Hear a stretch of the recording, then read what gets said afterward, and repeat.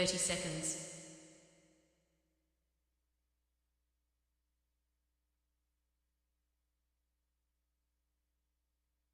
20 seconds.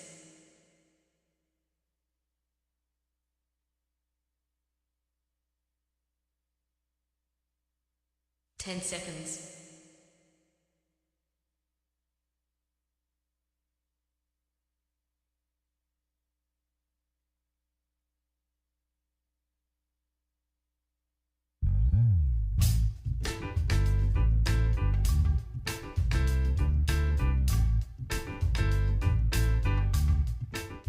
'My name's J.C. McCauley. I'm Nyesha McCauley, and you're watching AccessTV.org.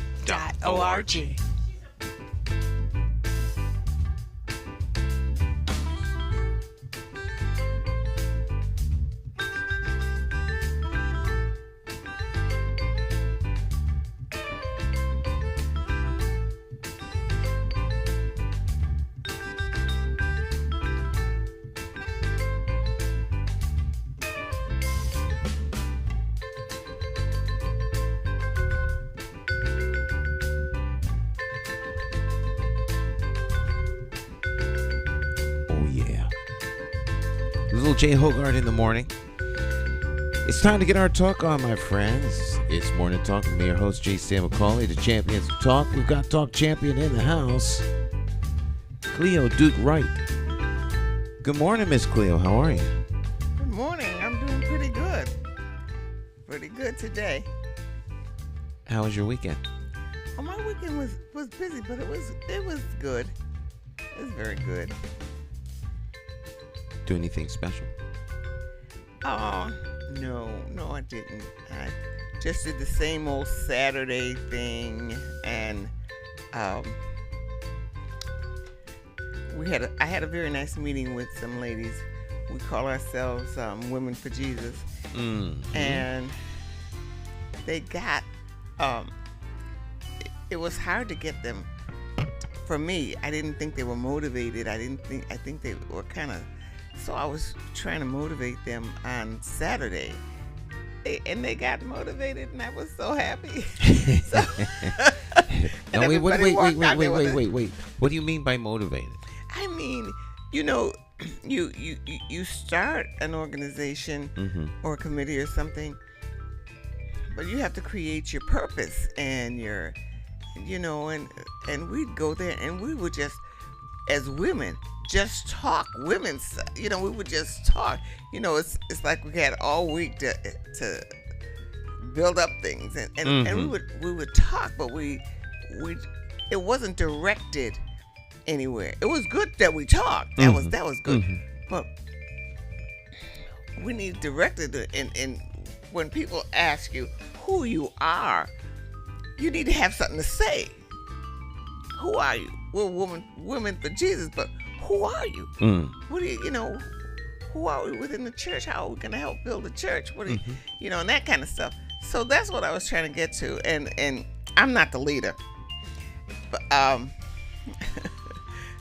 another person. You say you're not the leader. Maybe you're the leader by default. Are you the default leader? Well, no. The person who leads, she's like such a beautiful person, and but she's very quiet, kind of quiet. So I try to, and there's other women who will, they have something to say, but it's not directing us any particular place. And so we get into them, and it's over, and then they say, oh, it's time to go. We're over 6 minutes. Goodbye. And we would leave. And yeah, we had a good time. But so you only talk for 6 minutes? No, an hour. I got you. I was going to say over. You can't have one person say anything in 6 minutes. So we always go over. So I kept saying, "Come on, get in there and do it." So a woman, she didn't want to open with prayer and in the scripture. So they said, why don't you ask Cleo?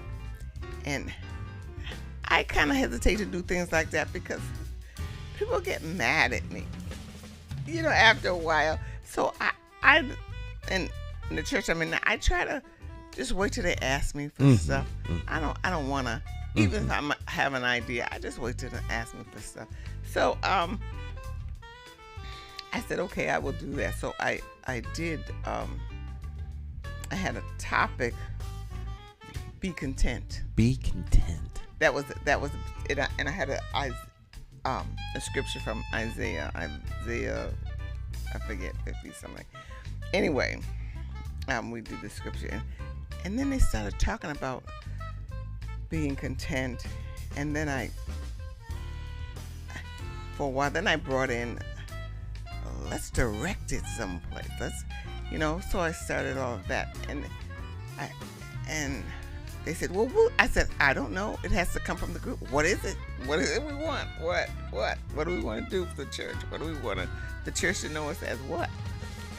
And they came up. They said, yeah, it did come back to me. It did. But he said, well, Cleo, you've already started our direction. And so I said, I didn't know. Now I'm lost. I don't know what she's talking about. And she says, you did. Remember last year at Easter, you did that. We did that program in church. And remember in this Christmas we did this. That's just what I do. I don't think anything about it. They didn't have it, so I did it. But she said, I hadn't seen that in this church in 30 years. I've never seen that in this church. It's the first time that ever happened, which was amazing to me, but I didn't act like I was amazed. And I said, oh, she said, that's our direction. That's what our direction is to bring things forth, like in the Christian year.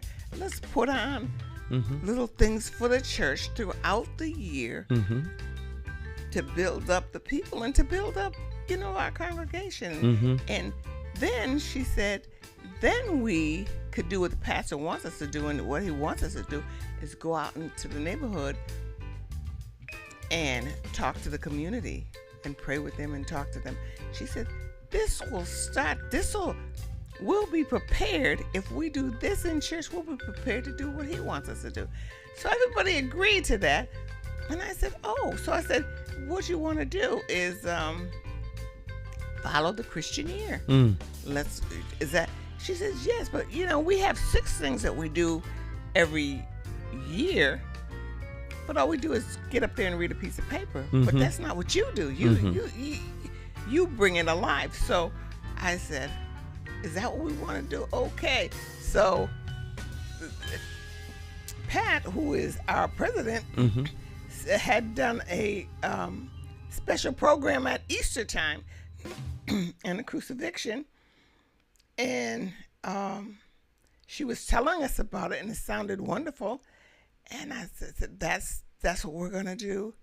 That's what we're going to do next as we're studying the Christian year and finding out where we want to be what we want to do in the church to bring out that Christian year. So that's how it ended, and I was just so pleased that we had kind of a direction. It's leading to that, but it took a while. We've been meeting for a while, and now I think that we're going to have more women coming, and so I think it's going to be good. So that was my high point for the weekend. That that we have a direction. So in the group again is women for Jesus. For Jesus, and this is a church group within the church. It's a church. It's within the church. Wow, that's pretty cool. How many people? Well, 4 people. We have just a little congregation, 4 people. We started out with 6, but in the group, right?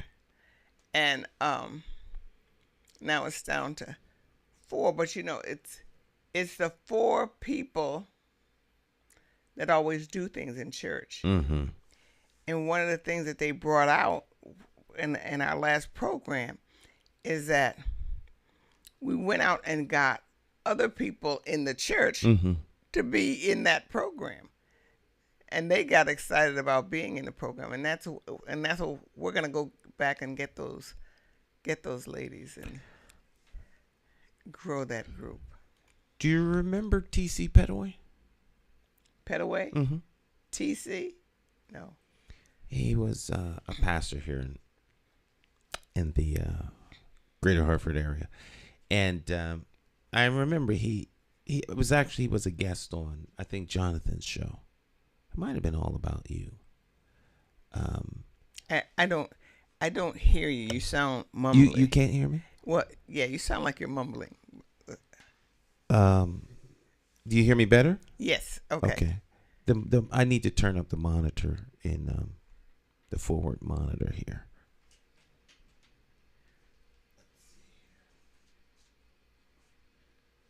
How about now? Yeah. Okay. That's better? Yeah. Is that better? Yeah. Okay. Because, see, of course, I can hear me because my monitor's over here. So I sound loud to me. But you hear me okay? Yeah. Okay. He was a pastor here in the Greater Hartford area. He was a guest on, I think it was Jonathan's show. And, you know, he had brought up in the discussion about, work that people do in the community, but that the church does in the community. And his comment was, only 10% of the people who attend church actually do anything in the church. Absolutely. And right. he said that 10% of church goers are givers. The other 90 are takers. They come to church. Not that there's anything wrong, but they come to church to get something from the experience. Spiritual growth, food, whatever the case is. They're going to church because they have a need, and only 10% are going to be gifts. They're the ones that are giving out all of that. And so it's difficult to find people who come to want to give. Yes, Or I guess you could say, be used of God. Those that want to be used of God or used of an organization, as opposed to those who are coming to the organization to get something. Whether it's a soup kitchen, whatever it is, whether it's a reading program, a computer program, people they're going there to learn or to get, as opposed, to give. So you say there's only these are the four core people who are doing all the work. These are right. The four. The worker bees. Right. There's more than four, but now we have a very small church, and a lot of people give to us because we're doing pretty good financially. A lot of people give to us, but there's only 27 people who pledge. But we get what we need in plus. Right. But out of everybody who comes to church, there's just that small amount that do the pledging. Well, I don't necessarily mean I don't necessarily mean monetarily giving. I know, okay. But what I was trying to get at the 10%. Oh, okay. I was trying to say I could see the 10% in that. Yes. And I could see the 10% in the working and the people who work in the church and give. And just the church is a big part of their lives. A big part of their lives. And they give a lot to the church. So that's kind of what I meant when I brought that up. Well, I guess you could probably, I don't know, no data for it or anything, but it would seem to me that you could probably, take that and apply to a lot of different things within the community. Like how many people are in the community actually undertaking an effort to give to the community, to give to their neighbors, to give. The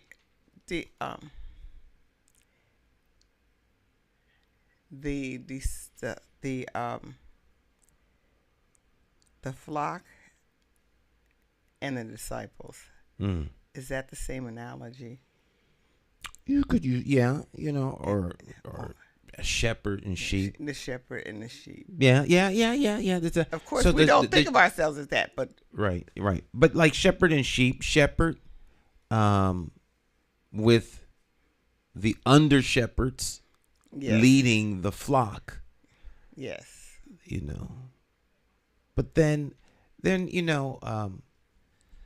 sheep beget sheep. Shepherds don't beget sheep. Sheep beget sheep. So in what way are the sheep going about growing their ranks? Does it say that in the scripture? How does sheep become? Well, no. The sheep. No. It's not a scriptural. It's not like John chapter 3 verse 1 says the sheep. This is how you make sheep. I know.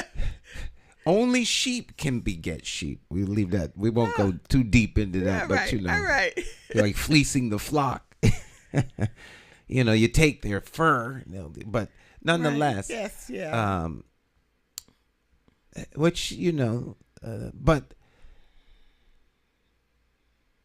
I guess the point I'm trying to make is like how do we, or the question I'm asking, I guess, how do you get community buy-in? How do you get people to want to give? And as I'm asking the question, a couple things come to my mind. If people don't have, they can't give. At least they believe they can't give. But you can't give what you don't have or out of an abundance. And if the community is basically poor, then they're always going to be somewhat in need. So at some point, the taker needs to be a giver. Like at your soup kitchen, there were people who came in, they received. And I'd venture to say, I don't know because I wasn't there, but you could tell me whether I'm right or wrong. There are people who came to the soup kitchen, received, were grateful for what they had received, grateful for the experience that changed them, and then they gave back. They wanted to take part in the process and become givers. How many of those kind of experiences happened? I had quite a few, but not many. Out of the 16 or 17 years that I was there. Mm-hmm. Very, very few.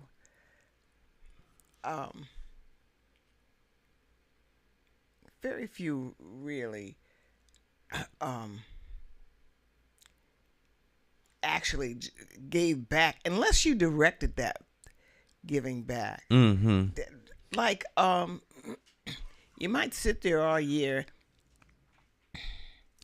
and do nothing, but when it came to, say, May 30th or July 4th, so many people wanted to take part and wanted to do this. Let's wanted to help in that, in special things, wanted to help. But on a day-to-day, daily basis, on running the soup kitchen, there were very few. There were times when I remember everybody got mad at me, all the volunteers. I think I wouldn't let them smoke or something. I wouldn't. The regulars, the regulars got kicked off their pedestal, and they were the people in the kitchen. So but people stepped up that were in that soup kitchen and became my crew. Mm-hmm. People stepped up and wanted to help and wanted to, at my darkest times, someone always stepped up and helped. That's interesting. So when there was when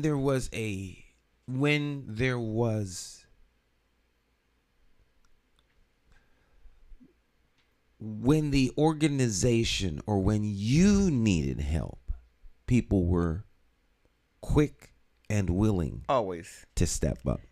Someone always stepped up. Mm-hmm. Even if I had maybe scolded them for something, or Mm-hmm. they were mad at me for something, they still stepped up. They still stepped up every time. Somebody always stepped up, and that to me, when I think about it now, Mm-hmm. was amazing. It was amazing that I never had to call central office for practically nothing except permission to do something. But if I was in trouble, my help was right there. Mm-hmm. And they would say, "How come you never call central office when someone doesn't come in? How come you never do this? How come you never?" But what they didn't understand, I didn't need to call them. Right. Because the people were right there, and they were willing to step up and help. Somebody was always willing. And if they took too long to step up, my favorite thing was, I can't cook. So somebody better come on and do something. Somebody always stepped up. Someone always stepped up. I hardly ever had to use that little "I can't cook" thing, but they always did. Interesting. Yesterday, Martin Luther King holiday. Did you do anything celebration wise or anything like that? I watched one movie with Malcolm X, and I stayed in my house and I did a lot of washing. I had one day off, so I had to make use of that. Mm-hmm. And someone on the elevator said to me, "Where you going for Martin Luther King Day?" And I said, "I'm not going anywhere. I'm just staying home.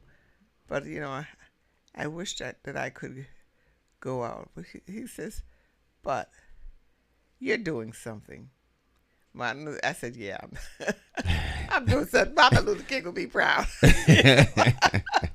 That's what I said. I said to him when he was getting off the elevator.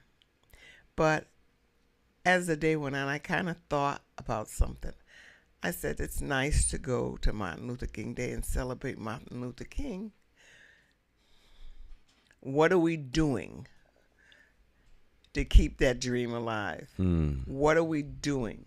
I hate to bring up the church, but what are the churches doing? What are we doing to bring everything he put up here alive, except go to Martin Luther King Day? Mm-hmm. And what are we doing to these men, Martin Luther King and Malcolm X? I know my son does not understand Malcolm X. He thinks that all he wanted to do was kill white people.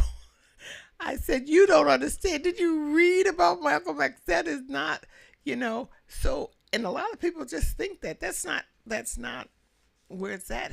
You have to think about him and his people and his experiences and what he learned in his life, and he having the courage to change. We don't even have the courage. Have the courage to change, to stand up in front of a nation and apologize.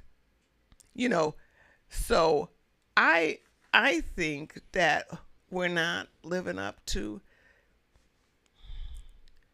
our community, not living up, because I'm not looking at any other community right now. I'm not looking at any other community. I'm not standing up and doing what they did. Jesus said, "Can you carry this cup?" When they said, I want to be on your right side and on your left side, James and John. Can you do this? Well, that's the same thing Martin Luther King and Malcolm X. Can you do this? We're doing this. Can you do this? Mm-hmm. Can you keep it going? And I think that we failed. We failed, I think, that we haven't kept it going. And it's not good enough to celebrate Martin Luther King and we're not standing up. And we're not fighting the fight. And we're not living the dream. Mm-hmm. So it's a nice celebration, but you got to live it. And that's just what I'm thinking. That's what I was thinking when I was home yesterday. Mm-hmm. A good friend of mine who was very, very involved in the community. He's somewhat retired now, but he was very involved in community. Here in Hartford, very, very, very involved. Many sacrifices, spent lots of time, lots of money. He laments the state of black people now because we're just not, as you say, he feels we're not stepping up to the plate, and it's like all the work that's been done has been for naught. For what? The people who died, for what? Mm-hmm. You know, to look at this, and yeah, we made a few. There were some bumps in the road that we didn't understand, that thought we were going someplace and joining with the other group, or I don't know how to say it, the people who run the country. We thought we were gonna be like that. We were all gonna be equal.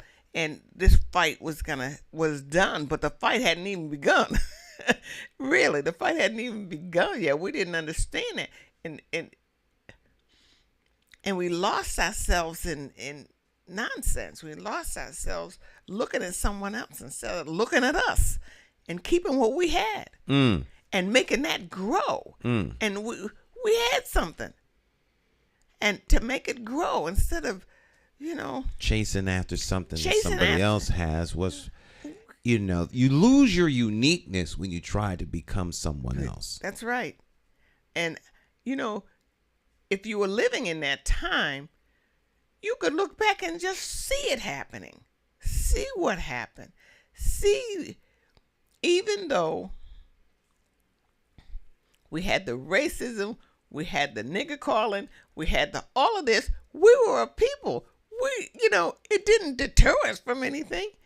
So that happened, and somebody may fight over it, and somebody may not fight over it. But we still had our churches, we still had our neighborhoods, we still had our little differences. Mm-hmm. But we had businesses, and we had had everything. Yeah, we had recreation, mm-hmm. we had togetherness. You didn't have to, You could say, hey, John, I can't get this car started. I got to move. I have to do this. Somebody was there. The neighbors were there to help you. Now it's not. How much am I going to get?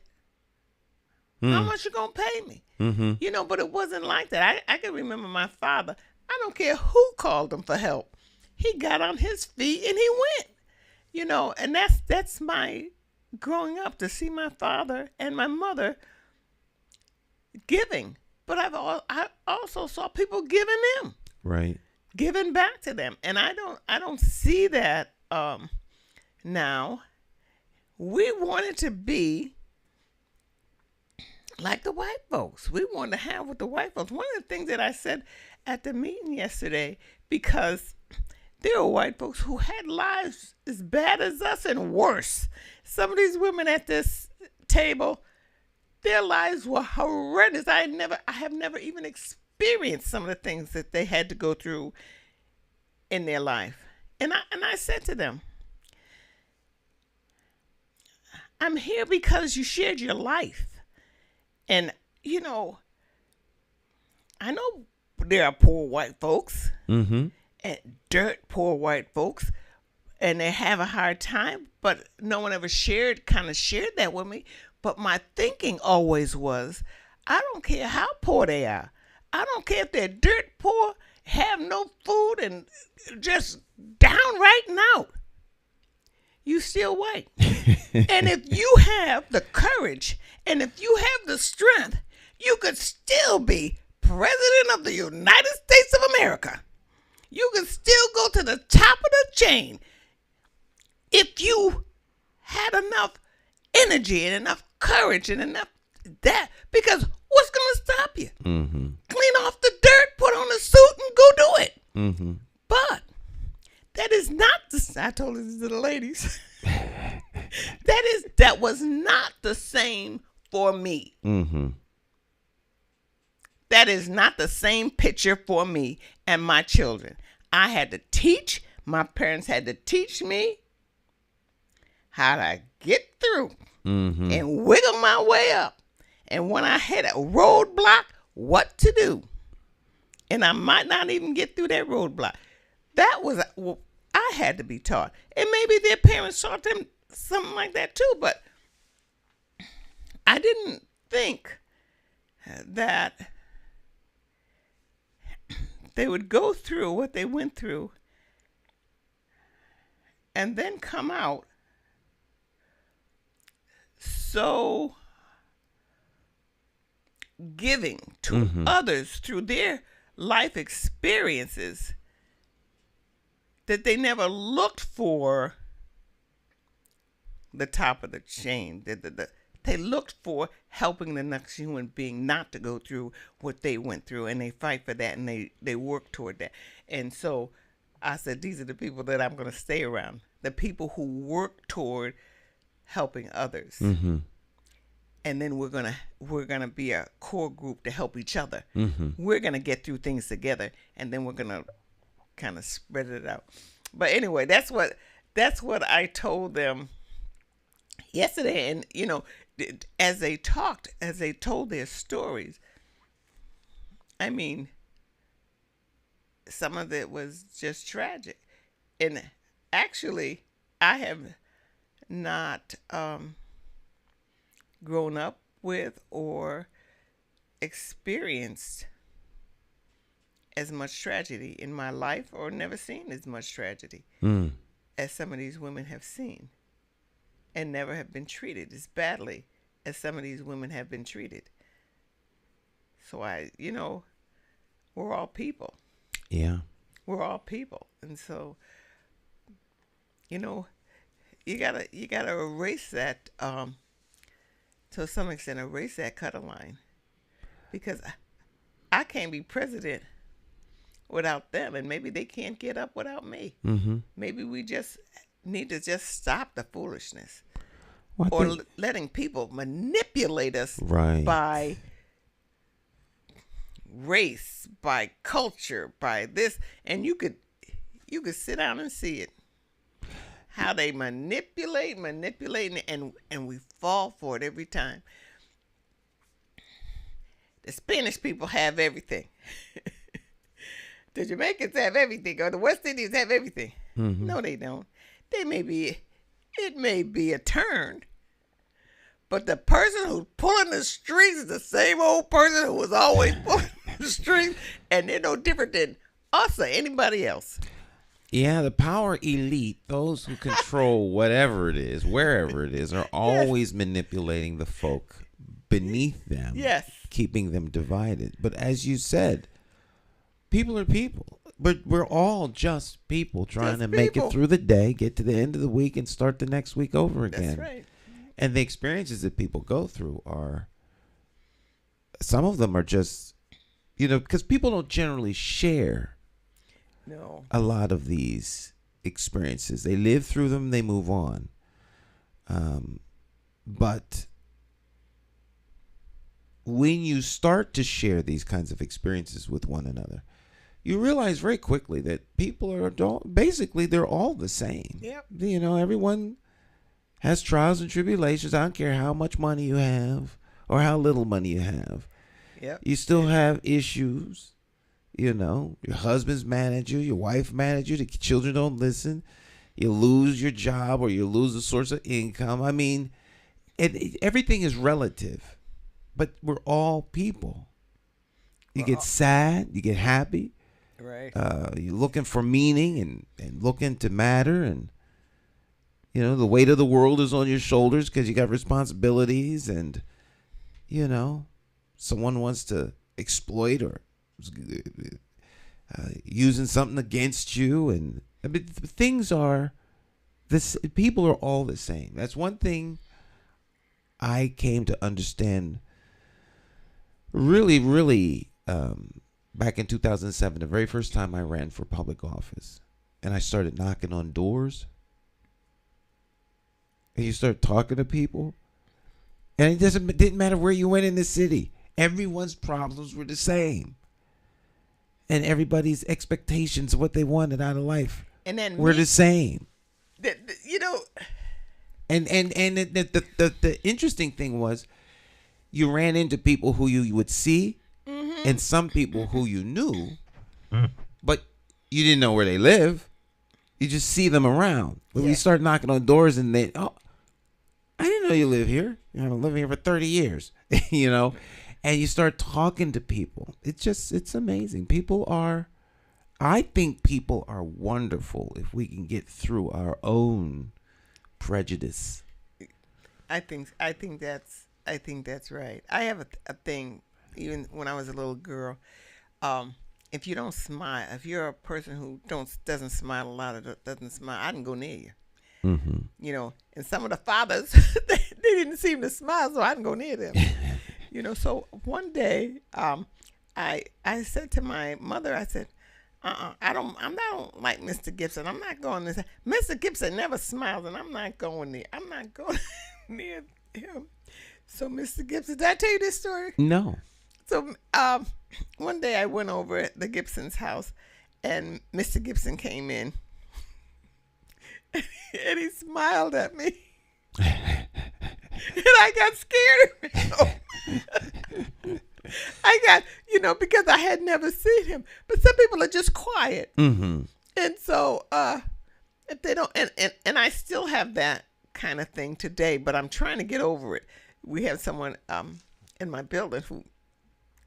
A young man, he doesn't smile. He doesn't smile much. He's kind of a quiet kind of guy, and so I didn't talk to him too much. And then there's a guy, he doesn't. And I said something to my son, and my son just shook his head because I have to. When they do smile, I feel better, but why am I paying so much attention to that? They're not mean to me. Right. They say hello to me. They're pleasant. But that long face, it doesn't smile, and I can't take the smile off my face, which mm-hmm. which I wish I could sometime. So I have to get used to, and I'm trying to get used to. And this young man, one day, he smiled. He had such a beautiful smile. I mean, he was so handsome. He smiled at me, and I said, "Wow, what a beautiful smile! He should do that more often." But he does it when he wants to do it, I guess. So. I'm cutting loose with maybe the way someone looks, because you don't know. You don't know. Mm-hmm. When I knocked on doors and saw people that I didn't really talk to, and they smiled at me and they invited me, and they were a lot more friendly than I thought they were. I thought they were like a mean person, mm-hmm. but they weren't mean at all. So you can't prejudge. Just accept people the way they are and just deal with them what you see. And that's true. In all my years of door knocking, I've only had one. I've knocked on thousands of doors, and I've only had one person be mean and nasty. Wow. Just one. I've had people look through the window and, that kind of a thing. Mm-hmm. But only one was like mean and nasty. Just mean and nasty. But people were nice. And as you mentioned, offer you, would you like something to drink? It's hot. You need here. Want to have a glass of water or a soda or something to drink. And but people don't know one another. They don't know their neighbors. They don't take the time to know their neighbors. They don't. I lived somewhere 30 years and I didn't know my neighbor, and I was so embarrassed when I was out doing a book fair, and this lady came up to me and she was talking to me and she looked at me and she said, "I'm your neighbor." I was so embarrassed. She had been living next door to me for years, but I didn't know who she was. Didn't know her at all. Didn't recognize her face. What you ran into her walking on the street, or? No, I was at a book fair, Mm-hmm. and I was selling books, and she came up to my table. She knew me. Okay. She knew me. She knew, but I did not know her. And she just got quiet, and she just looked at me. And she says, "I'm your neighbor." And I was so because in those days, I just ran in and out of the house, and you didn't look to the left, didn't look to the right. Right. You didn't even recognize her as being somebody that lived next to you. I didn't recognize him. I recognize, when she told me, they have a lot of picnics. I see a lot of people over there, but I never saw her just up close. Mm-hmm. And I had been invited to their picnics, but I'm running around and I missed that opportunity. Mm-hmm. And that was an opportunity. Yes. To know somebody, and I didn't do it. So that was, and when I sit down and I talk to my son, they say, "Oh, remember so-and-so, she lived next door? I used to go over her house all the time and he did." I said, "Oh, and I went over, and Mrs. Bradshaw, he did this, and I used to sit on the porch with him and blah, blah, blah." And, he's telling me about all these neighbors. And I moved there because it was a circle, and I felt my children were safe, Mm-hmm. And my son knew. You live on a cul-de-sac? Yeah.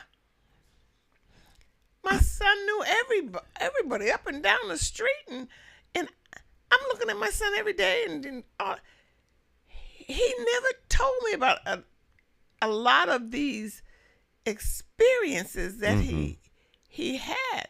He told me the little mischievous things they did, and how when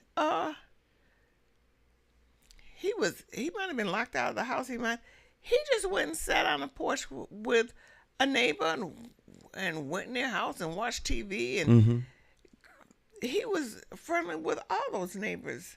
And I was not very popular in that circle. Nobody talked to me, but maybe it was me, not them. So I don't know, but it's interesting because I don't know. Some people are more social than others. Extroverts versus introverts. Kids always seem to know all of the kids. All the kids in the neighborhood, but adults, they don't necessarily know everybody. Now, I lived on a cul-de-sac, and I knew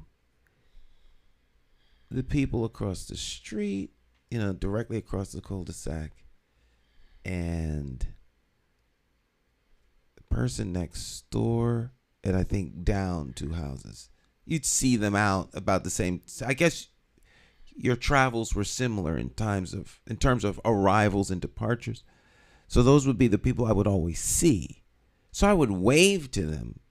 I never really got into, we never went over their houses or anything like that, but you'd at least wave. And say, "How's it going?" "That's going good." Or you see people out mowing their lawn, and you may say something like that. But when you grew up in a project, well, you know everybody then. You know everybody, even if you don't socialize with them. Mm-hmm. They're in the business, that's Mr. and Mrs. So-and-so, that's Bonnie's mother, or the parents know each other, but they may not be socially together, but they'd come over your house, they need a cup of sugar, and you go over and say, "You got a cup of sugar?" And everybody knew each other, but they didn't necessarily socialize with each other. Well, when I got my first house, that was a shock that people didn't know each other. That was a real shock to me. I really hated it. Mm-hmm. And I'm a project person, and my husband used to say, "You're a project girl." I said, "To my heart." To my heart, I am a project person because I know how to sit on a porch and have a stranger come up and talk to me, or someone that I don't particularly know but I see, and talk to them. I know how to talk to all kinds of people. Mm-hmm. But when you own a house, it's almost an isolation. It's almost isolation. I thought, because when I got my first house, I said, "Where are my neighbors? I don't have to socialize with you, but I talk to you." And they were close enough that, I mean, what are you gonna say when you bump into someone in the backyard? Right. You know, you talk to people.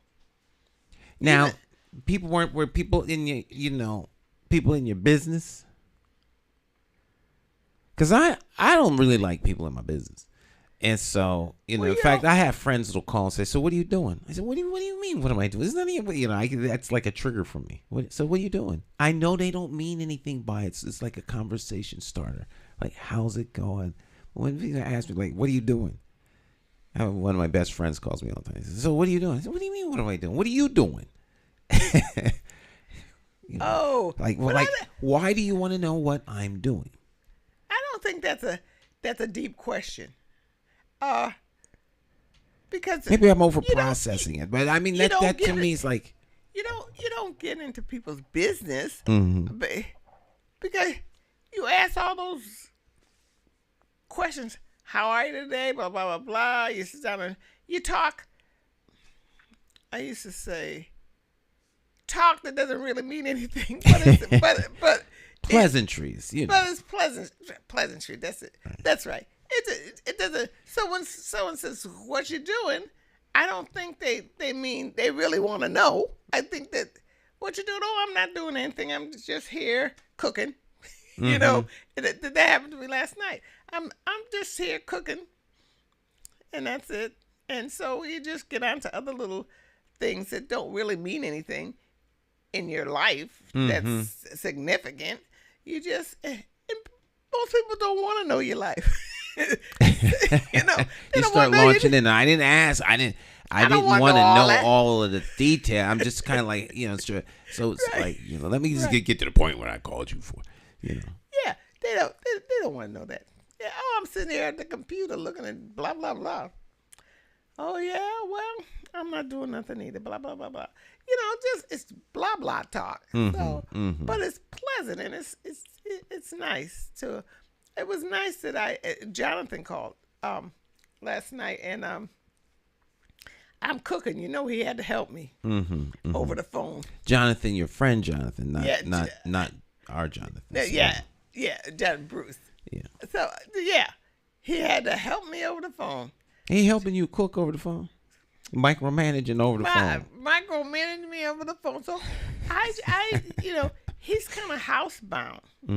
So we talked maybe an hour. He talked to everybody in the family. He talked to Willie. He talked to Kobe. We just all were talking. And it was over an hour, talking, and I'm cooking something I don't even know. I'm just taking extra things out of the refrigerator and throwing them together, and he's telling me what to do. I said, that's fine. And then he said good night, and I said good night, and we went on our way. But sometimes, he needed that.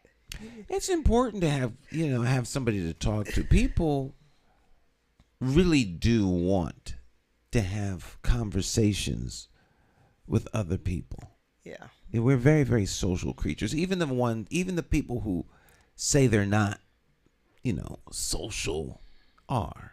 Because there's someone that they communicate with or would like to communicate with. But I have a circle of friends who are all talkers. They're all talkers. I mean, and that must be something when you're all together. Oh, goodness. They talk and talk and talk. There's no end to the talking. To the talking. I like that too. And so, I have a talking family. I think conversation is fun, and there's people who will get together and play basketball all day, go running or jogging or skiing or mountain climbing. That's the human activity they engage in. But conversationalists, talkers, they like to they talk. That's what they do. That's what they do. For fun, express themselves and hear others express what they're talking and thinking about. So it's a kind of I don't know, call it a sport, but it's a way to engage other people and have fun. I love talking. I like to listen too, but I love to talk. I love to talk. I love to listen. I had to learn how to listen. Mm-hmm. I had to learn how to get out of my own way, and it's not your way, Cleo. A simple thing like making a sandwich. Okay, I want a sandwich, but I don't want any mayonnaise, anything on it. I just want the sandwich. Something in between two pieces of bread. That's all I want. Mm-hmm. You can put a little cheese on it. That's all I want. So you're making the sandwich, and you're saying, this sandwich is going to be awfully dry. I can't give him this dry sandwich. Oh, you will try. Oh, I got you. I can't give him this dry sandwich. I said, so I go in the refrigerator, and I get the poppy seed dressing. They had a little sweetness in it, Poppy seed dressing. Yes, it's almost like mayonnaise. And so I take and I put a thin layer of this on the sandwich so it won't be dry. Now, I'm not eating the sandwich. Somebody else is eating the sandwich, and they asked me for dry. But I could not give him that dry sandwich. I said, I got to put something on that sandwich. And that's me. That's not him. And so he's a sandwich. And the next time I make the sandwich, he said, I don't want anything on my sandwich. And I do the same thing. But I'm learning. Just he wants his dry sandwich. Let him have this dry sandwich. It just upsets me that he's eating this dry sandwich. I'm getting too much into the sandwich. I'm too much my way. Mm-hmm. This cannot, and it's not my way. I don't like dry sandwiches, but and I found it very difficult to make somebody else a sandwich that I wouldn't make like that for myself. Mm. So maybe other people are like that too. I don't.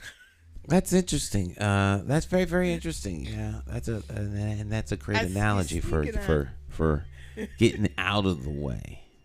Yeah, you got to get out of your way. You got to say, put yourself aside. All right, stand over there. This person has asked for this. Can you do it that way? You can do it that way. Mm-hmm.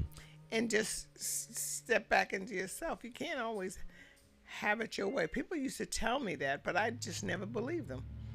I said, I'm not like that, but I am like that. And I'm trying my best not to be mm-hmm. like that when it really doesn't have anything to do with me, except for my likes and dislikes. So what's that got to do with me if that's the way the person wants to do it? Well, I know one thing. When I do work for my clients, my video clients, I always have a pre-conversation with them. And a lot of them are like, well, I trust you. I like your work and I trust you. Just do what you think is right, how it should be. And I always say, no. You may not know what you want, but you know what you don't like. And we don't want to spend a whole lot of time and then in the end find out that's not what you really saw. That's not what you want. Yeah, but that's how I like it. But see, what I like is different maybe than what you want. So it's best to start off with, let's aim toward what you want. And if I don't know what that is, then it becomes very subjective. But when someone tells you what they want, it makes, to me, it's a lot easier. You want a bologna sandwich on rye? Dry? No problem. How many slices of bologna you want? Sure you don't want any mustard? Dry. What about man? No, dry. Okay, yeah, we're good. All right, Miss Cleo, our time together has come to an end. Okay. And Jonathan Small will be here next. So we will see. Should be lots of fun. See what's on Jonathan's mind. So, any big plans for the week? No, just getting through the week, just the same old schedule. All right. I was thinking that when the weather breaks and it starts getting springtime, to go out to a couple senior centers and interview some seniors about their lives and their contributions to the city and to life in general. Oh, that would be interesting. Do a couple morning talks live on location and interview some. That'd be kind of interesting, huh? Yes. What do you think? Yes, that right. would. All right. Well, maybe we'll see about making that happen. All right, my friends, don't go anywhere. Stick and stay. We will be right back. Listen to Lil J. Hogarth.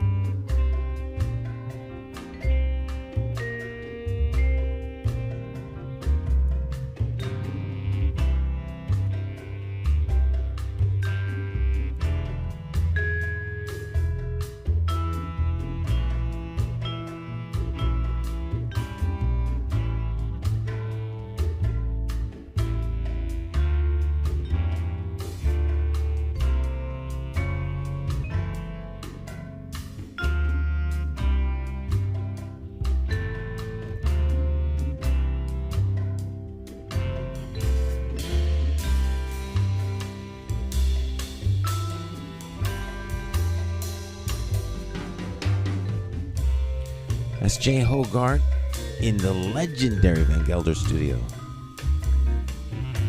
Inglewood Heights, I think it is, New Jersey. That's Jay on vibraphone. It's off of his latest album. And the track is In the Beginning. Praise God.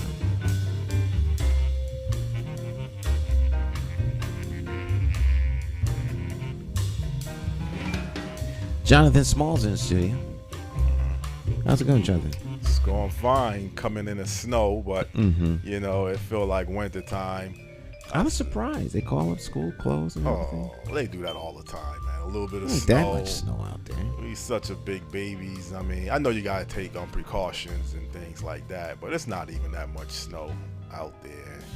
You'll think it's a blizzard the way they call school, you know, cancel school. Right, and I looked out, I expected to see like snow. I said, what? Well, no, because they had already checked the weather report and said it was only going to be like, you know, maybe 3 to 4 inches, 1 to 4 inches. So it wasn't predicted to be any major snowstorm. And it was cold in Dallas, man. Even though we got a guest that was on the program, and you know, the big Cowboys game. Yeah, but the Cowboys game was done inside.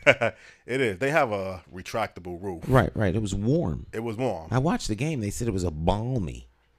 But I'm just saying it was kind of strange that it was colder in Dallas than it was in Connecticut. I had told the person that lives in that area that, you know, and it does get cold and windy in Dallas. People may not be aware of that.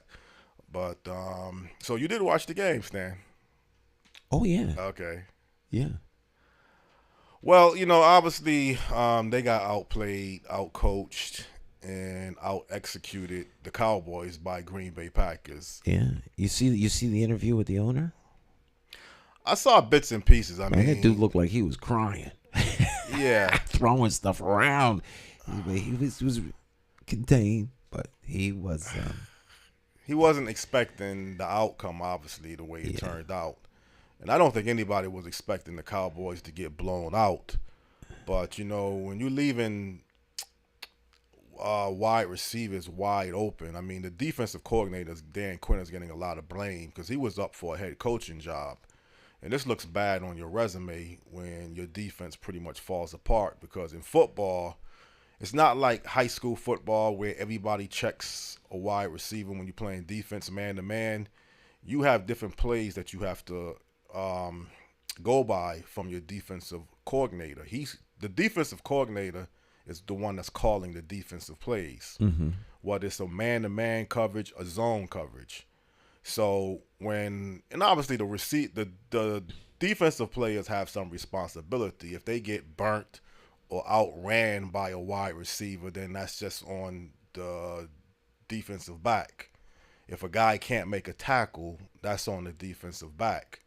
But when you see a wide receiver wide open in what they call a busted play, and it was at least 2 other plays similar to that one, that now falls on the defensive coordinator. What kind of plays are you calling on defense? How are you allowing whatever zone coverage or man-to-man coverage that you're playing against to have a wide receiver that wide open?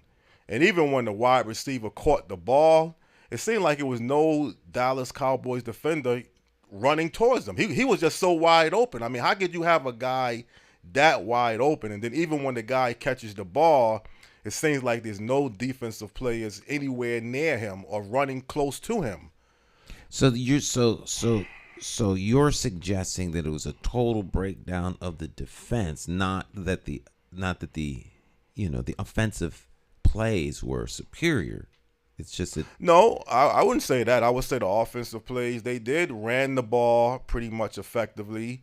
They made some good running routes. The quarterback, at times, it seemed like he was gonna get hit, but he still found a way to throw the ball. He did become a shrinking violet. He was willing to take the hit. Yeah. So when you take a hit, and it seemed like when a guy is gonna run into you, it's gonna take something off of the football. But with this quarterback, he's like he was able to get everything into the football where it didn't even make a difference. Well, he got the ball. He released the ball just before the hit. That's true. He didn't oh my God, he's gonna hit me. Right. And I don't know if they had a lot of time. I mean, it's like they had a lot of time before they was able to get to the quarterback. But it was just a complete team. It wasn't just the defensive side. Mm-hmm. They were saying Dak Prescott, the quarterback, He took 2 interceptions. He threw 2. I mean, pick six. Yeah, and he could have been a third one because one that the guy dropped that he shouldn't have thrown. Now, sometime when you're down 27-0, it's more pressure on you to try to bring the team back in a hurry. You might be rushing throws a little bit more anxious than you would have been if the game was much more closer. But he looked at like he was not. And I mean, even the way the Green Bay started the game, running the ball, eating up the clock, passing the ball. That's how the Cowboys used to beat Green Bay back in the 90s. They would just outpower them, physically dominate them. And then now I'm watching Green Bay do to Dallas what I remember Dallas used to do to Green Bay in the 90s. So it's a complete team beatdown, as they would say, when you get beat in every category of the game. And sometimes, the thing about the NFL, go ahead. No, I was gonna say, interestingly enough, all of the teams that lost big. Right. It was like one team came to play, the other team came to win. Yeah. But you see, the thing about the NFL football, it's not like the NBA basketball, Major League Baseball, where you're playing a 4 out of 7. Mm-hmm. So it's a one game, event. You lose, you go home, you win, you move to the next round. Mm-hmm. So it's a little added pressure, but NFL players are used to that because they play one game per week. So you can't say, you could say, if they would have played 4 out of 7, maybe the Cowboys would have beat them. Football is not designed like that. It's not like the NBA where they play 2 or 3 games a week. You play one game in the NFL every single week. So I would say the Cowboys lost through the other team out executing them, being more physical, dominating them in some areas, being out coached, better schemes, that was called. And surprising, when our best wide receiver and the quarterback seemed like they was having frictions, like he threw one pass to C.D. Lamb. He dropped it. It looked like he could have caught the ball.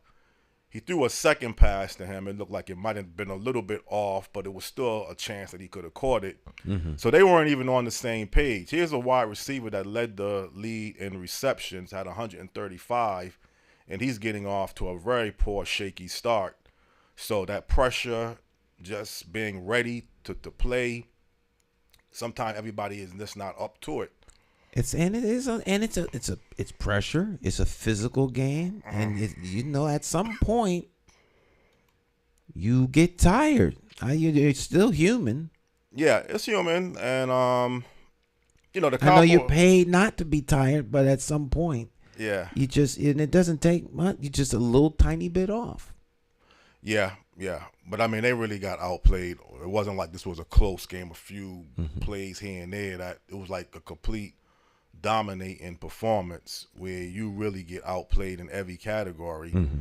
So we could talk all day about this. I just wanted to get that out the way. The next big decision we're talking about, is Bill Belichick going to now be hired by Jerry Jones? Would that be the solution? I don't think so. Bill Belichick is a great coach, probably the greatest, one of the, if not the greatest, one of the top 2 or 3 greatest coaches in the NFL. Mm-hmm. But I don't know if the fit with him and Jerry Jones would work out because he's used to having Bill Belichick control and authority decisions, and Jerry Jones may not be willing to give him the type of power that he needs. And I don't know. People saying Bill Belichick could turn any NFL team around, but he didn't have any talent over the past 2 to 3 years without Tom Brady. Well, without good talent, you can't, you guys still got to have some soldiers. Right. Well, the Cowboys have talent. That's not the issue. Mm-hmm. So he would definitely have a lot of talent to work with. But I don't know, again, if he's the right coach for the right fit. Sometimes it's not even about how good a coach you are. this team may not be the right fit for you with the ownership that you have to go through, and maybe the players. I mean, he's a disciplinary type of coach, and the Cowboys do need someone like that to be on you, making sure that you're ready game after game. So he could be the right fit in that category, but I don't know, again, with the ownership, would they get along and work together for the better interests of the team? I'm not 100% sure. There's more experts in that category that know about that. But there's some good coaches out there to choose from. So the coach that's there now, he done. Well, he's skating on thin ice. Let's put it like that. What are they going to do, give him another season to skate? Well, he has 1 year on his contract. I mean, I think personally, if they find the right coach, if Jerry Jones finds someone that he really wants, because Jerry Jones goes after something that he really wants, he'll be gone instantly. So it's just a matter if Bill Belichick is the coach that he wants or someone else, which I'm not 100% sure. Excuse me. So the coach, the defensive coordinator, the offensive coordinator, the players, it's a complete team game in the NFL. It's not like one piece of the puzzle. It's all the pieces. It's all the pieces. And that's what I want to now get into. This, you like to talk about local issues and the city of Hartford particularly. I talk about whatever you want to talk about. You John. do, but you feel personally, and I agree with this, that you have more impact and control where you live at than someplace where you don't live at. That's true. And there is some problems with, Chris Paul, I sent you a link. I sent Lou Brown a link and a few other people. He feels market rate housing is what's needed in Hartford. Bring back middle class. But he also said you need to elevate the working or the poor people too. Well, poverty is something that is holding Hartford back. A stable middle class would be helpful because now you have people who can contribute to the tax base and want to build where they are. But bringing back market rate housing. Now, what does that mean? Because these people throw these terms around and they become interchangeable. And they don't mean the same thing to everybody, though words have meaning. So is he talking about new houses or places to live that are market rate? Because we talk about making market rate housing downtown. Right. There's no housing downtown. There's places for people to live downtown. Yeah. Quote unquote abodes.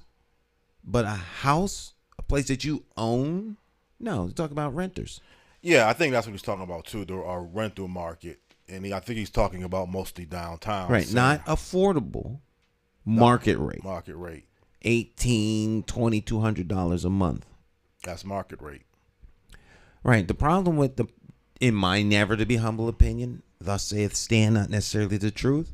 The problem with $1,800 a month, $2,200 a month, $2,300 a month, whatever the market can bear. There's people who can pay that. Anybody paying $2,300 a month for rent understands fully what that will do when you own a piece of property. So the only people doing that are folks that are young or have disposable income, and it's like playing. Yeah. Then at some point you grow up and get real. You have a kid or something like that. Next thing you know, you're leaving the city. Well, better cities throughout the country, what they can do and what they do is they also add condos and ownership to go along with the rental market. So and get trapped in a never-ending condo fee. Well, that come with the territory, That's the name of the game. Right, but other cities are like New York, Los Angeles, Chicago, L.A., Hartford. If you walk a brisk 20 minutes, you're out of the city. Right. It's not like you're landlocked and can't get anything else. Yeah. You could go to East Hartford and buy property, and you're not trapped in Hartford. And they are looking for a place to live. Right, and they are talking about big development plans for East Hartford. We had the mayor on from East Hartford last year, so they do got plans for that. Now, if downtown is where you really want to be at, you feel you're just in love with the place, and you rather be downtown Hartford than East Hartford or Windsor or Bloomfield. And I don't know if I don't think Hartford is like a Boston where you really just say you got everything. Because I took a walk briefly through certain parts of downtown yesterday. It's depressing, wasn't it? Depressing. I mean, you took the way. You're so good at taking the words right out of somebody's mouth before they I've even made say that it. walk many times. It's very depressing. But the thing about I just heard when I was coming down here is that the vacancy rate is at an all-time high since the 80s. 37% office or retail or just vacancy rates in downtown Hartford. And Office rate. People are not coming. People are not coming back to work downtown in an office building. Those things are gone. I don't care what they do. There's a paradigm shift. There's a price to pay for shutting the country down. This is it. Yeah, but I see other cities, and I know you don't get on one. We don't live in other cities. Yeah, but they seem to have been able to make the transition. So why? Maybe the transition for downtown Hartford is just moving office space buildings into what you see now, residential housing.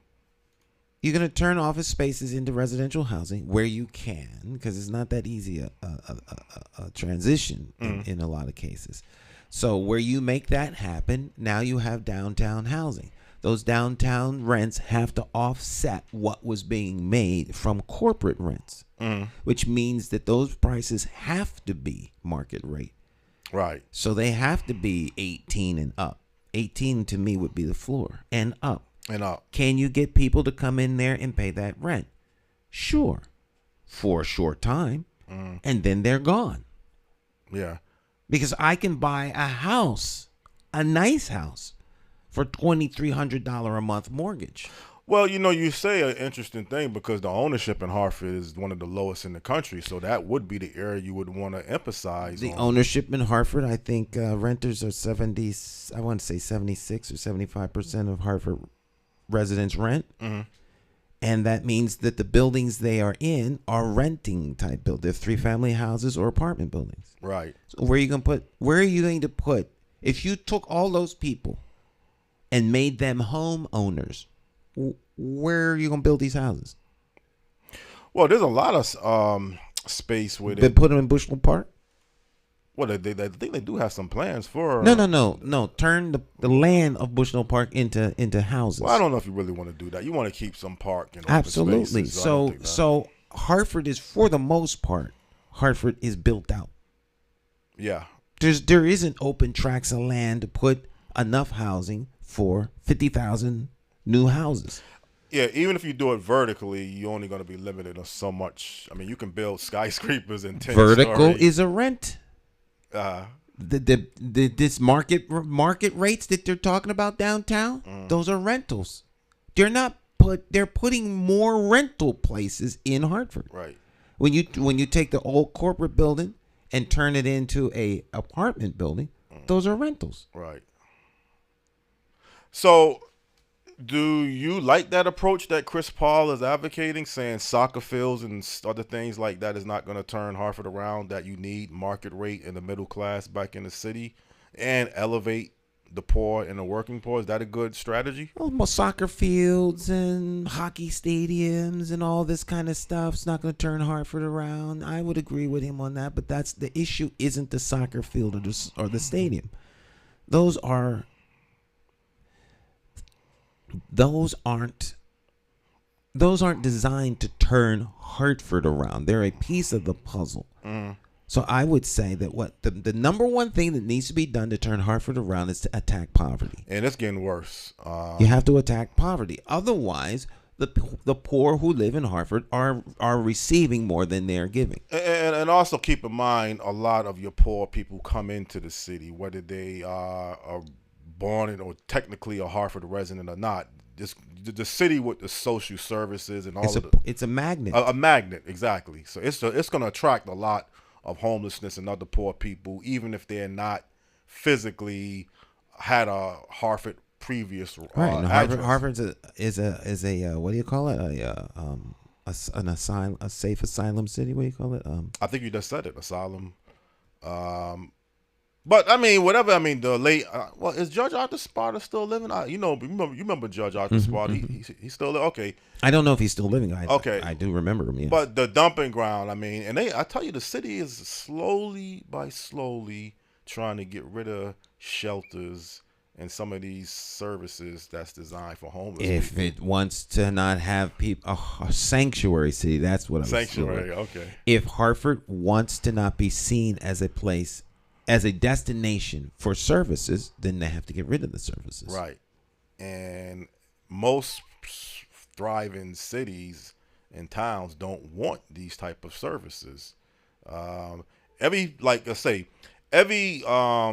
people may be under this impression that every owners or landlords will accept Section 8 housing vouchers. That's not the case. No, because everyone doesn't want Section 8, quote unquote, tenants. Mm-hmm. And the track record is lousy. I mean, right. We don't even need to go into that. Right.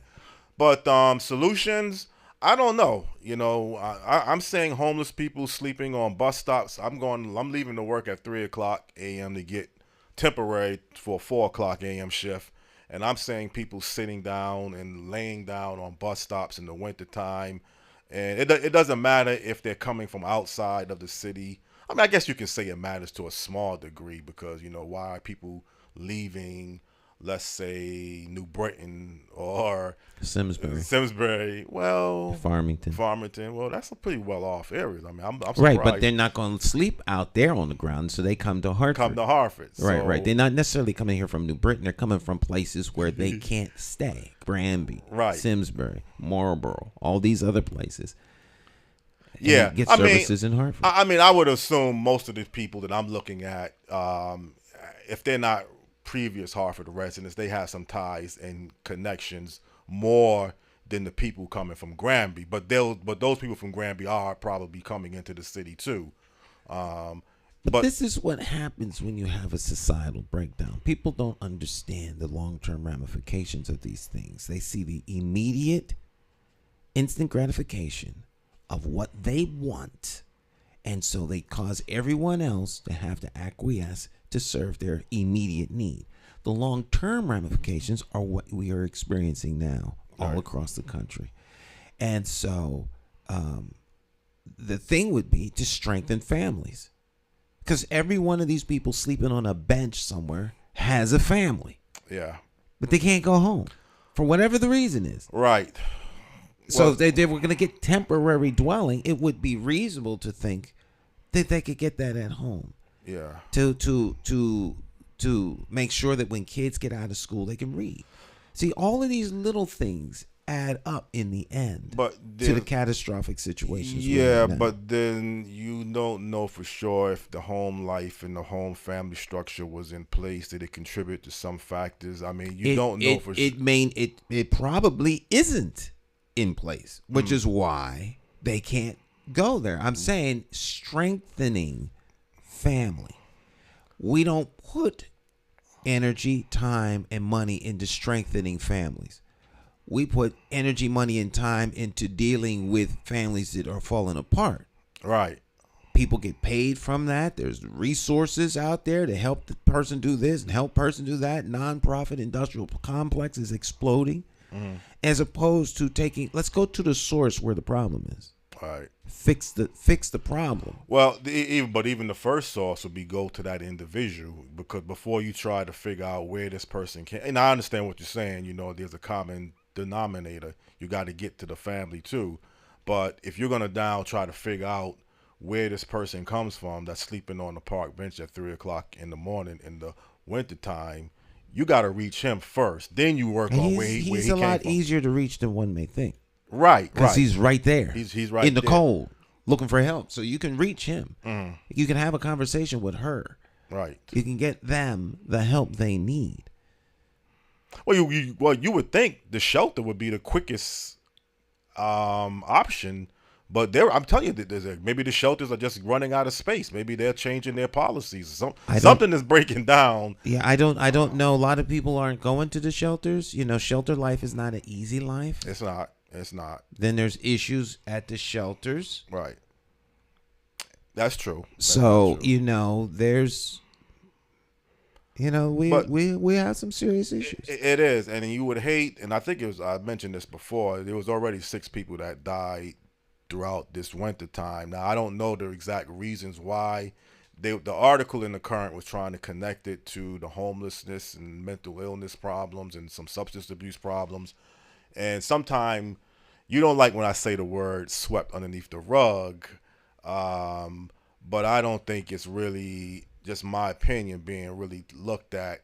And maybe it is. Maybe people are involved, people who work with homelessness issues, they're probably on top of this. Maybe they are working the best that they can. I think people are aware of it. I think what we're thin on are solutions. You know, if people have a substance abuse issues, there's ways to treat that. If people, you know, a lot of people fall through the cracks. Mental health issues is a huge thing, but you know, we shut down all of the institutions where people were getting help, and we put them on the street and put them in, integrated them into society, and then folk want to look around and figure out what's going on. You got people walking around here who are not in their right frame of mind. Well, truthfully, Stan, you got to be on top of your game, and unfortunately, sometimes when people fall into these mental health issues, it's going to compound the problem, make it very hard now, because many times they don't have any fixed address. They may not even have a working telephone. So when you're broke, you're hungry, or you're on the borderline of being hungry, you know, sometimes people might take the simple things for granted. What it's like, I felt very blessed to know that I was walking in the cold yesterday. I had a nice car and a place to come home to. And you know, I did that for a reason, just to see. I wanted to see what was really going on downtown. It didn't take long for me to figure out. I saw a lot of vacancies. And maybe it was just because it was a cold day, but according to the report, 37% of downtown having a downtown vacancy rate. That's very high for your downtown when you're trying to promote your downtown as a development, as the financial center. I think the mayor is having some press conference or meeting today just on this issue about what they're planning or looking to do with the vacancy rate of downtown Hartford. Well, we'll see. They've had press conferences in the past. I'm never impressed by a press conference. I'm impressed by what you do. Well, you got to start someplace, even if it's no more than having a meeting. I mean, you can't fix something without coming together, well, it ain't realizing fixed what you yet. Now, hopefully, the new administration has a better plan than the previous administration, and it's not the previous administration's continuance of a plan. You know, there's ways to fix this. It's not rocket science. It's a matter of the political will necessary to get the job done. This is not complicated. I gotta run into. I heard about Mike McCauley. He gave some simple solutions. I can't reach Mike McCauley though. I don't have no. Yeah, reach him at the Hartford News. Oh, okay, that's the best place. Yeah, Yeah, okay, yeah. I need to reach him, man. Yeah, I think Mike, Hartford News. Yeah, I think he's sincere. I don't know if he has the best plan or a great plan. Well, let's try it until it doesn't work. Right. Every plan is just a plan until you put it in play. And does it work? But let me ask you, I know we're running out of time. Do you feel optimistic that Hartford is going to be able to eradicate poverty and do some of the things that Chris Paul is suggesting, alleviating, elevating the poor and the working class and attracting that middle class back to the city and really bringing the city to where it used to be, one of the richest cities per capita? Or do you have doubts? Well, I have doubts because I think Chris's view of what Hartford can be is what Hartford used to be. And so that's like saying, you know, we need to bring back the steel mills to Allentown and Pittsburgh, and it can be a better time. Well, the steel mill ain't coming back. But you can bring the middle class back and work from there. So what brings the middle class back? Well, he said market rate housing. Market rate housing downtown? Yeah, mostly. So the middle class is going to come back because they can rent downtown. What brings them downtown? Yeah. From wherever else they already are. Well, the only thing I saw yesterday is I saw a lot of people. Jobs? Well, they may already have jobs. Restaurants? Yeah. Sport? What is it that brings them downtown? Well, you need a place to live if you like the type of I could housing. live in Litchfield. Well, so I'm saying, you don't buy. What is it that? Well, it's not my idea. Yeah. You want to bring them back downtown? It's easy to say that. Oh, we need to bring them back. And now, what are you going to do to get them here? What brings them back? Well, I tell you, Stan, I did see many people walking their dogs around Bushnell Park. They seem like they live in the city. I don't know exactly how They long. do. They do. So people, so that means you do have some middle class already that's in the city. Right, but Jonathan, I think to a certain degree that's a recipe for the unintended consequences of that may not prove to be positive. Because if I see a single woman or a single man walking his or her dog downtown around Bushnell Park, and I only live 2 blocks from Bushnell Park, so I can speak on this with some authority. All right, my wife is on the Bushnell Park board. You know, the people who do the park thing. They're single. If they're not single, they're a couple. Right. And they're obviously upward and mobile. Right. Because they can afford to live downtown around Bushnell Park. Right. This is not Manhattan.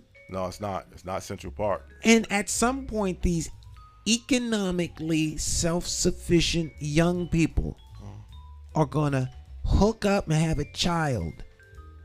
And they're not going to walk their child and dog around Bushnell Park endlessly. They're going to get a house. Yes, it makes sense. Which means they have to leave the city. Because you don't see the house. Because there's no housing in city for them to move into. Yeah.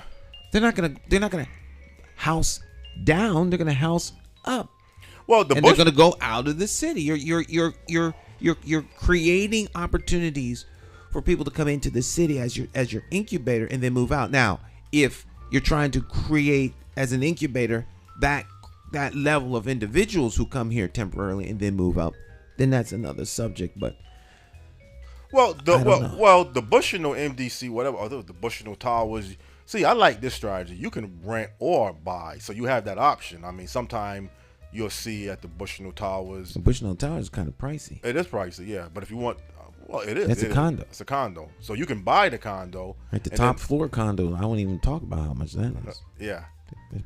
But people do live there, so evidently we do have some wealthy middle class people. But I think what Chris Paula's suggestion was that we need more, and you need a whole lot more, because there's not a whole lot of people living in the Bushnell Tower. I mean, if you took every resident there, it doesn't put a dent in how many people live down on that block. Right.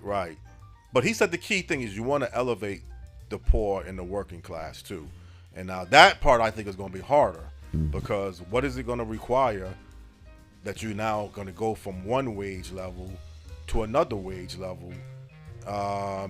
With inflation being the way it is today, I mean, I'm doing some figuring out. I think what $50,000 used to be 10 years ago or 5 years ago. Buying power. Buying power is the same. You sure about that? Yes. Look it up. The buying power is the same. I made $425 a week in 1979. The buying power, it's the same. And people, that's what people are making now. Well, if you made that then, chances are you're still making that amount now. Like if you're working at Electric Boat. Yeah, but $400 can't buy today what it did when you was making it. Nobody's making $400 today. If you're making $400 a week, then now that's equivalent to like 50. Yeah, that's like equivalent to like $70,000. Right now. Right. Yeah, now that part. So buying power. People talk about inflation. Do you have the same buying power? But you need to look at what $400. We're running out of time. Okay, that's why we got to settle for the next show. Yeah, okay. That's why I didn't want to get too into this. I knew it was going to be interesting. But, buying power. What is your buying power? What can you afford to buy? Because if we go back to 1930, a loaf of bread with 5 cents, and now look what you got to pay for bread. Well, yeah, but they weren't making that much money a week then. Yeah, but if you're not making that much, if you're making $300 or $400 a week today, you're having a hard time keeping up with inflation. $300 or $400 a week? Yeah. That's not a lot of money. That's what I'm saying, and you still have that. It exists, and right. But you're making pennies. That's like you were making $100 a week back in the 1980s. What can you buy with that? Yeah.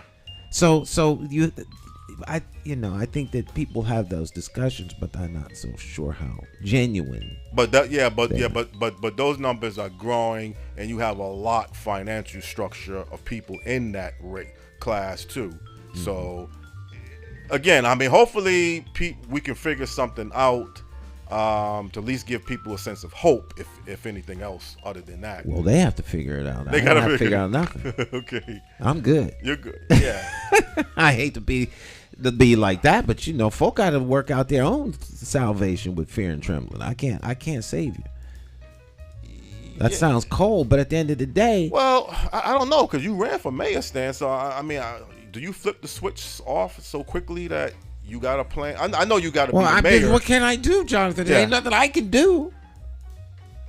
I'm not gonna worry. Well, not worry about it, but if I'm mildly concerned. But people at the end of the day are in charge of their own decision making. Well, this is going to take more than community activists. Then we don't need more community activists to address this. We're really around time. We're gonna set up for face to face. Yeah, all right. All right. Looking forward. All right, my friends. Have a great rest of your week. We'll talk to you next time. Bye bye.